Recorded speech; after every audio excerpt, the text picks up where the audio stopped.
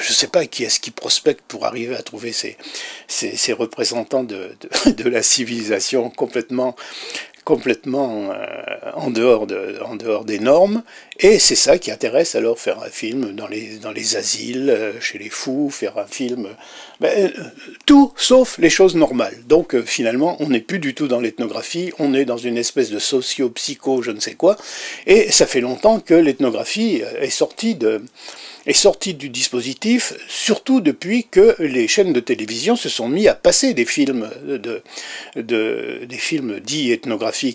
La chaîne de télévision a des règles, a des modèles auxquels on doit absolument se plier si on veut que son film soit présenté sur la chaîne.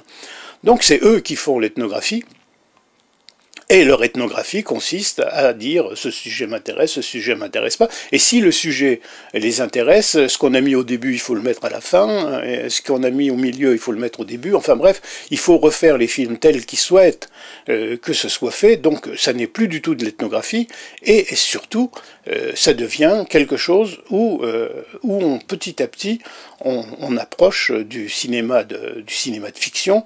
Et finalement, le pauvre paysan, si c'est un paysan qui est le sujet, devient une sorte de matière première à faire de l'art cinétique, où vraiment ce qu'est l'ethnographie, ce qui pourrait être ethnographique est complètement exclu, et on s'en fiche éperdument. La seule chose, c'est qu'il faut un certain nombre de minutes pour meubler l'antenne, et donc, bon voilà.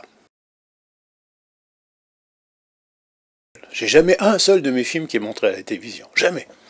Ça, je fais partie des gens qui sont complètement exclus de toute la télévision. C'est pas pour ça que je dis ce que je pense. Je suis absolument pas du tout vexé. Ben pour l'instant, j'en ai 75 qui sont signés. Et j'ai de quoi en faire encore autant en rush, mais je sais pas. Je pense que je les ferai jamais puisque je serai mort avant.